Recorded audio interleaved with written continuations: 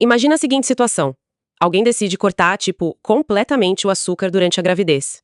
Uma decisão médica, né? Isso, uma decisão puramente de saúde, totalmente embasada num histórico familiar de diabetes. Mas assim, em vez de receber apoio, essa pessoa passa a ser rotulada por amigos e familiares como uma extremista tóxica. Nossa, só por cuidar da própria saúde. Exato! É como se o simples ato de estabelecer um limite inegociável, sabe, ofendesse a flexibilidade das pessoas ali ao redor. E olha, essa é apenas uma das histórias reais que a gente vai explorar na nossa análise aprofundada de hoje. E que análise, hein? O material que a gente tem em mãos hoje é denso, foge completamente daquele lugar comum corporativo e promete desafiar muitas das noções que a gente tem sobre o que realmente significa ter disciplina. Com certeza, eu tô bem animada pra entrar nisso. E o que torna esse material tão singular assim é a própria origem dele. Para quem está acompanhando a gente, nós estamos analisando as notas e os registros de uma sessão intensiva de mentoria. A famosa sessão 15, né? Isso. O nome exato é Sessão 15 Mentoria Não Delegue. Aconteceu lá em maio de 2026.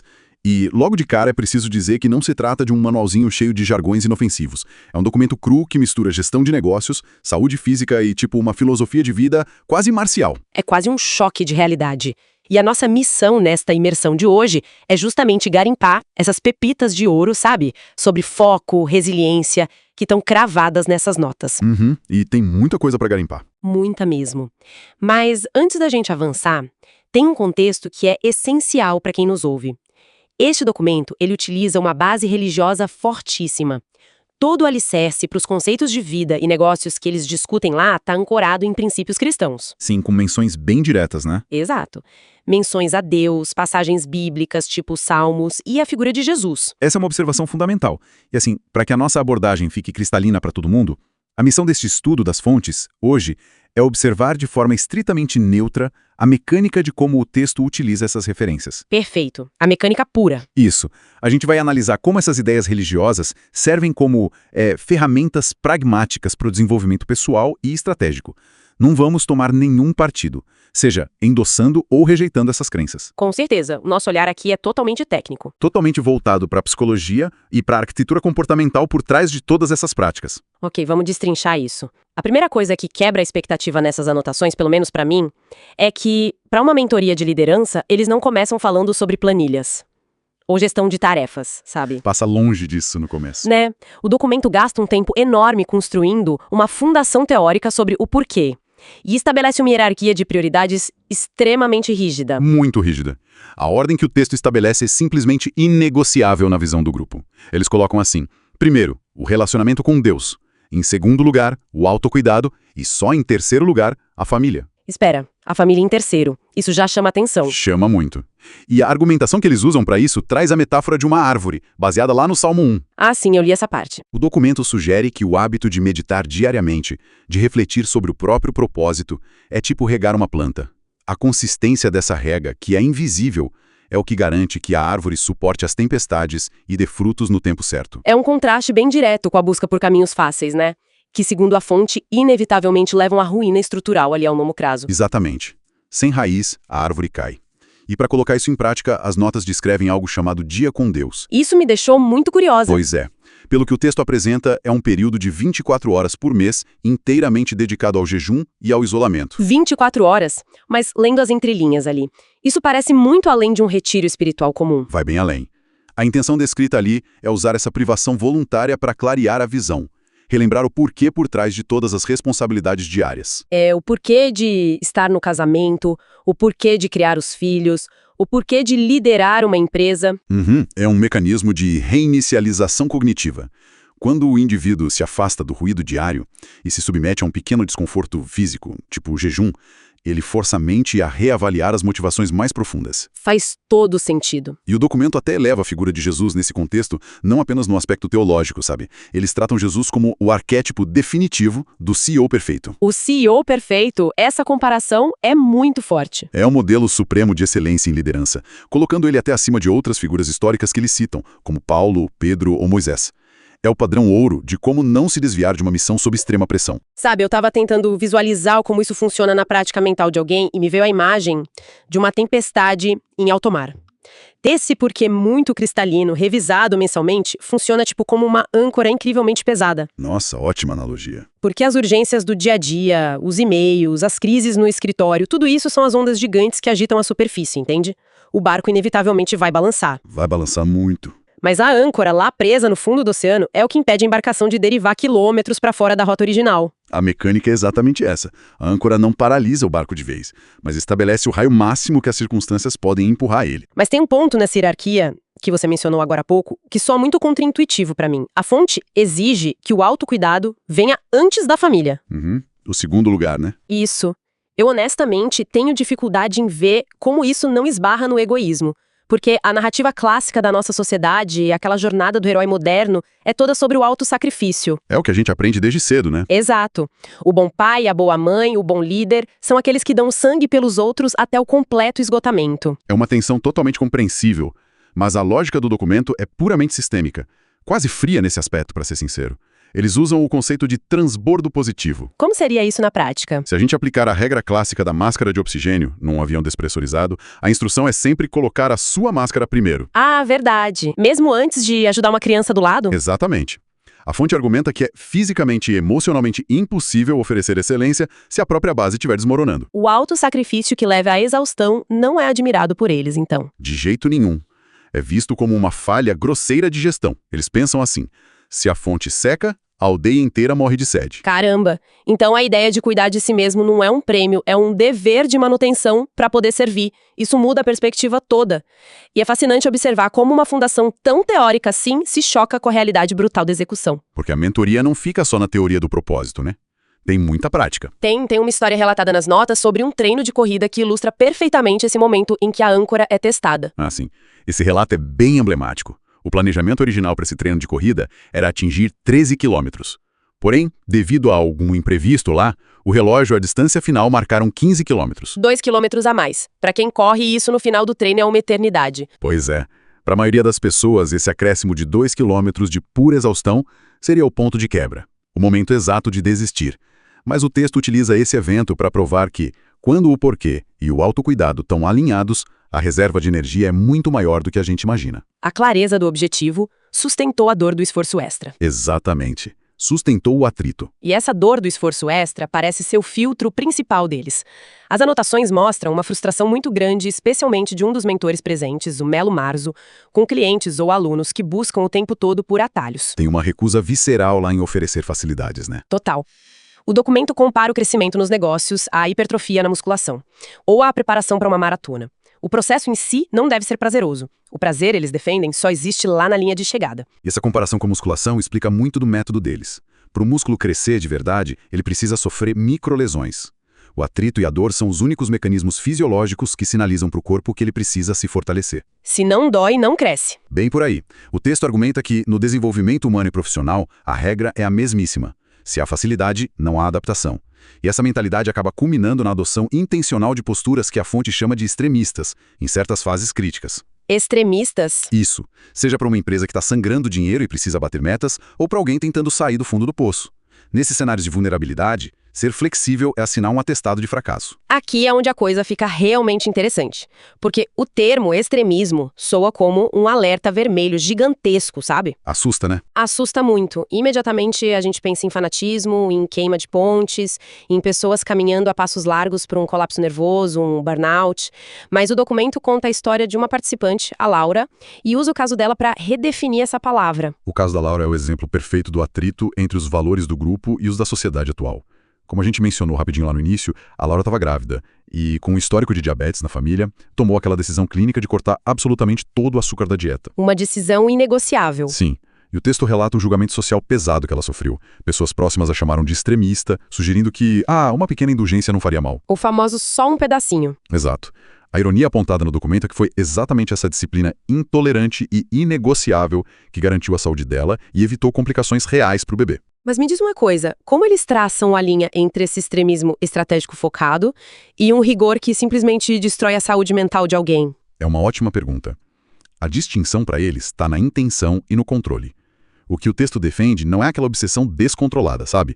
Mas o estabelecimento de limites que blindam os resultados. Entendi. Na visão deles, a mediocridade se tornou tão normalizada hoje em dia que qualquer um que simplesmente execute o básico de forma consistente, tipo cumprir prazos religiosamente, dizer a verdade sempre, manter a palavra, acaba sendo rotulado como extremo por quem vive na inércia. O extremismo deles é, na verdade, uma intolerância à autossabotagem, então. Perfeito. Intolerância total à autossabotagem. Mas pensa bem, se a tolerância à própria falha é zero, como isso sobrevive ao contato com o mundo exterior?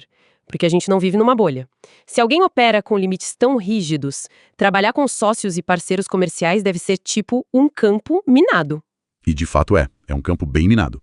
O documento é implacável ao analisar o comportamento alheio. A premissa central nas relações de negócios deles é que a falta de disciplina em tarefas microscópicas, as coisinhas pequenas, é o previsor mais preciso de que a pessoa vai falhar miseravelmente sob pressão. O exemplo que eles dão sobre a organização de um curso presencial ilustra isso de um jeito que chega a dar calafrios, de tão pragmático. Nossa, essa parte é dura. Muito. As notas relatam que um parceiro de negócios ficou responsável por fechar a hospedagem para um evento. Esse parceiro escolheu um hotel mais barato, mas que tinha péssimas avaliações, ignorando completamente a logística de deslocamento e o conforto da equipe. Focou só no preço, né? Só no preço.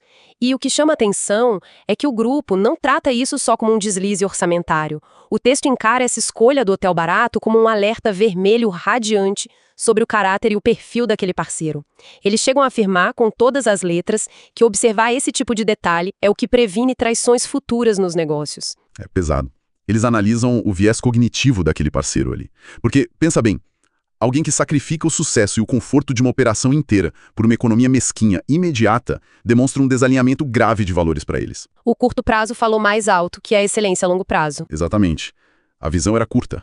Sabe a velha história do canário na mina de carvão? Sei, sim. Os mineiros antigamente levavam o passarinho para o subsolo. O canário, óbvio, não causava o vazamento de gás tóxico, mas por ser muito mais sensível, ele caía primeiro.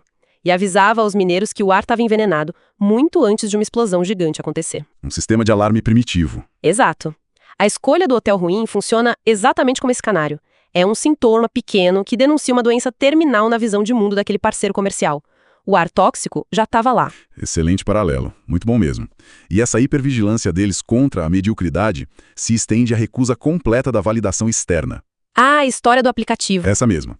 Tem o exemplo documentado da Tainá, que criou um aplicativo inteiro do zero, superando a barreira técnica imensa de não saber programar no início. Uma superação e tanto. Mas o foco da discussão nas anotações não é ficar celebrando a conquista técnica em si, mas reforçar a crítica à motivação extrínseca. O argumento deles é muito sóbrio. Não se deve esperar confetes e aplausos sociais por executar aquilo que simplesmente precisava ser feito. O que é um choque frontal com o nosso modelo atual de sociedade, né? Um choque gigante. Hoje em dia, cada microvitória precisa virar um post com trilha sonora épica para as pessoas colherem curtidas. Eles desprezam totalmente a ideia de usar o elogio como combustível. E isso dita até de quem eles aceitam conselhos. O filtro deles exige olhar apenas para os frutos. Sim, a regra de ouro do grupo é clara. O conselho só tem validade se o conselheiro tem os resultados tangíveis, os frutos, na área específica em que está opinando. Se não tem fruto, a opinião não importa. Basicamente, o texto parte de uma premissa quase cínica sobre a natureza humana. Que a verdade costuma ser mascarada por belas palavras. E a sociedade contemporânea inverteu os valores. Acabou transformando a vaidade em virtude. E qual a saída que eles propõem? A solução deles é a proatividade silenciosa. Eles exemplificam isso mostrando que a intenção de ajudar não vale absolutamente nada sem a competência técnica. Mencionam a necessidade de preparação real no serviço ao próximo. Tem os casos do Eduardo e do Matheus nas notas, né? Exato. Tem o participante Eduardo se submetendo a um curso de obreiros para servir direito, e o jovem Matheus sendo cobrado para desenvolver uma postura bem séria de liderança antes de assumir seu ministério. O preparo, para eles, é a única vacina contra a entrega de um serviço medíocre ao público. É impressionante como esse nível de exigência não dá trégua. E o que me deixa perplexa é que, lendo a reta final do documento, a gente percebe que essa cartilha não se aplica apenas ao horário comercial ou ao ambiente ali da igreja. Não mesmo. Não tem limite de horário ou lugar. O rigor deles não respeita nem a barreira da idade. Como é que essa filosofia antifragilidade enxerga as duas pontas extremas da vida, desde uma criança que acabou de aprender a andar até alguém lá na aposentadoria? Olha, além de que eles usam exatamente a mesma, o que muda é apenas o campo de batalha. Na criação de filhos, a diretriz nas anotações é muito agressiva contra a superproteção. O documento orienta que os pais deleguem tarefas domésticas pesadas e responsabilidades reais para as crianças o quanto antes. Crianças fazendo tarefas de casa pesadas. Sim, e o objetivo psicológico não é ter a casa limpa, mas incutir resiliência na criança, forçando ela a entender a dinâmica de causa e efeito e a suportar frustrações desde cedo, meio que vacinando a criança contra as cobranças da vida adulta. E aí que entra uma das críticas mais ferozes do texto aos hábitos modernos. Os famosos mesversários. Nossa, essa parte eles pegam pesado. O texto ataca diretamente o fenômeno de realizar festas complexas a cada mês de vida de um bebê. O documento classifica isso como consumismo performático puro. Performático é a palavra certa. As notas apontam o absurdo de famílias que chegam a contrair dívidas apenas para gerar fotografias e manter as aparências nas redes sociais. A recomendação deles é copiar a sobriedade de atletas de elite. Focar nos fundamentos absolutos, como alimento de qualidade, disciplina e presença real dos pais. Sem o circo todo. Exato. Realizando celebrações íntimas e sem nenhum apelo cênico. É uma dinâmica muito clara, sabe? Comprar bolos temáticos caros todo mês para um bebê que nem sabe o que está acontecendo é tipo comprar um carro esportivo de altíssimo luxo só para ficar rodando engarrafamentos nas avenidas de uma cidade grande. Pura pose. Quem tá na calçada tira fotos, acha incrível, mas a máquina não tá entregando a performance para a qual foi construída. Só gera estresse de manutenção, gasta um combustível absurdo e não traz nenhum ganho funcional real comparado a um veículo simples e robusto. É uma existência desenhada para a arquibancada, não para o piloto. Se conectarmos isso ao contexto maior de toda a mentoria, a espinha dorsal de tudo é a declaração de guerra ao conforto excessivo. E isso não permite que se baixe a guarda nem na velhice. A parte da aposentadoria me chamou muito a atenção. Sim, tem uma seção inteira dedicada à longevidade, onde eles discutem os perigos ocultos da aposentadoria tradicional. O texto traz o exemplo de um pai que, ao se aposentar, começou a passar grande parte do dia apenas assistindo televisão. O que é o sonho de muita gente, né? Parar e descansar. É o sonho comum. Mas a avaliação do grupo é que a falta de atrito, a falta de resolução de problemas reais no dia a dia, é o gatilho perfeito para o declínio cognitivo e físico. O documento é categórico ao afirmar a necessidade de manter projetos ativos. Tipo o quê, por exemplo? Tipo pensar em novos modelos de negócios ou aprender habilidades difíceis. Eles veem isso como uma barreira de contenção contra doenças degenerativas. Chegam a citar explicitamente o risco de Alzheimer e Parkinson. O conforto é o sintoma que antecede a morte do propósito, na visão deles. É uma vigilância biológica quase militar, porque as notas também esmiuçam rotinas cirúrgicas de otimização diária. Tem relatos ali da adoção de ciclos de sono fragmentados em blocos de 1h30. O método do Augusto Lima, né? Isso. Esse método foi implementado e debatido por um dos participantes, o Augusto Lima. A instrução central é encerrar as atividades e dormir até as 22 horas, acordar nas primeiras horas da madrugada e obrigatoriamente realizar um cochilo tático de 20 minutos após o almoço. 20 minutos cravados. Sim, para resetar a cognição e suportar a carga da tarde. E eles buscam preencher qualquer vácuo de inatividade. O documento prescreve o consumo de audiolivros ou podcasts de negócios e motivação durante o treino na academia. Eles mencionam especificamente os materiais de um autor chamado Joya Jay. Nada de ouvir música relaxante, então. Em pensar, a orientação para o uso de fones de ouvido no ambiente de musculação não é para ouvir música. Trata-se de uma sobreposição de treinamentos. Como assim sobreposição? É que, enquanto o corpo sofre o estresse mecânico, lá para gerar hipertrofia muscular, a mente é simultaneamente submetida ao conhecimento prático. O repouso mental puro é tratado como um desperdício imperdoável de tempo. Caramba! Nós passamos por todo o ciclo aqui. Da construção espiritual lá da âncora à musculação ouvindo audiolivros, cobrindo infância, parcerias e até aposentadoria. Diante de anotações tão vastas, qual é o veredito dessa reunião?